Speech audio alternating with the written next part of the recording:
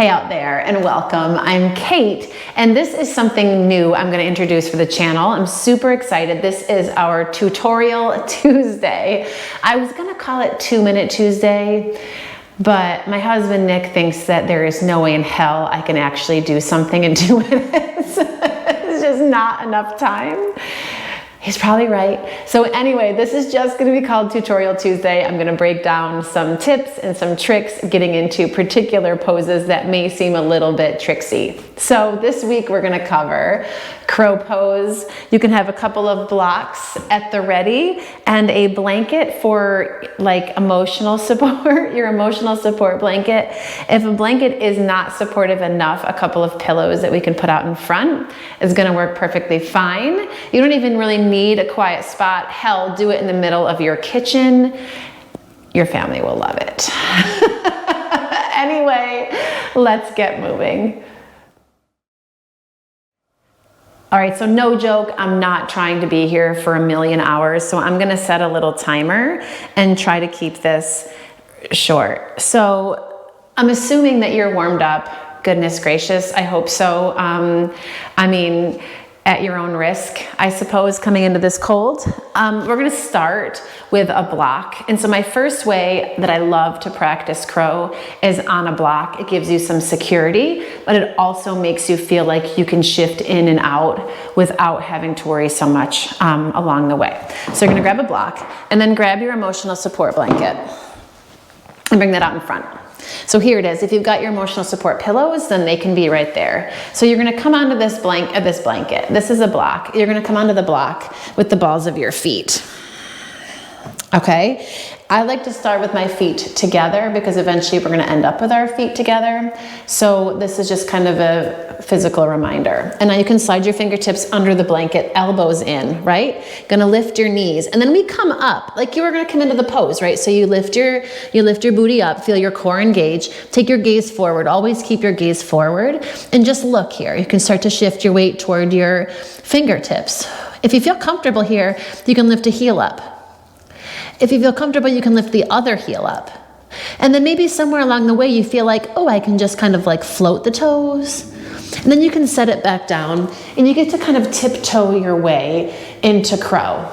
So that's one of my favorite ways of approaching the posture with a little bit less fear. So this is one that I've learned recently that I'm not super into, but I've taught people who were super into it. So I'm going to show it to you. You can get rid of your crash pad because we're not crashing today. And you can take your block, and actually you're going to have to come off this block, I'm sorry, but you can take your blocks here, right? And we're going to use this. Instead of underneath our feet, we're going to bring it underneath our forehead. Distance-wise, I find it kind of challenging. Maybe I'm going to bring mine down. I'm looking like that's not going to work out so much. So here we go. So same deal, hands shoulder distance apart, elbows in.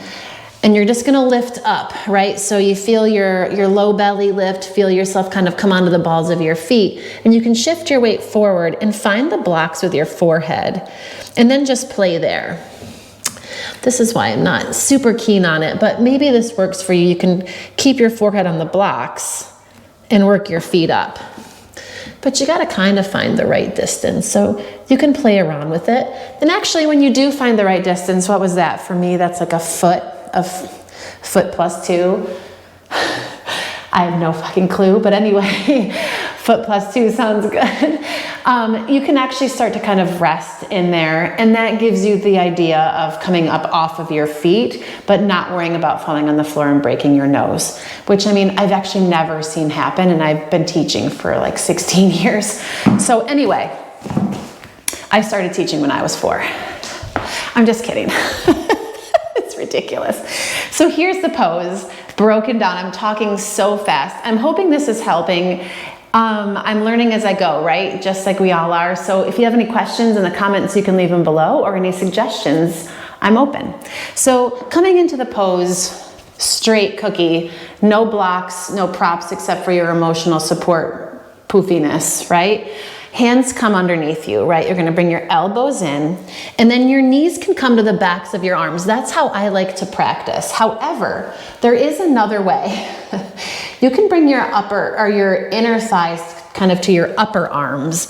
And instead of leaning your weight into the shelf of your arms, you can hug your knees like vice grip the upper arms. Play around with which one works better for you, because there's gonna be one that works better. So set the hands and you can play, come down and switch your knees and figure out which placement works, right? Gonna feel this low belly lift. Feel your butt lift. And then come forward. Here we are, we're kind of on the hands almost completely, but I still have a little bit of weight in my toes. Keep your gaze forward because that's where your momentum is going, right? And then you're gonna see if you can peel one heel up. It's okay. And then maybe the other heel can come, or your toes. When you bring your feet up, you kind of wanna be like this, right? Bring your big toes together and suck your heels in toward your butt. And that helps you to feel like you have even more. And that's what we're looking for here. So anyway, I hope that helped. We did it in just 5 minutes. Boom. Leave any comments or questions below. Work on this as much as you want, and we will add this into some later flows so you can practice along the way. Thanks so much for being here. I look forward to practicing with you again soon. Make it a great one.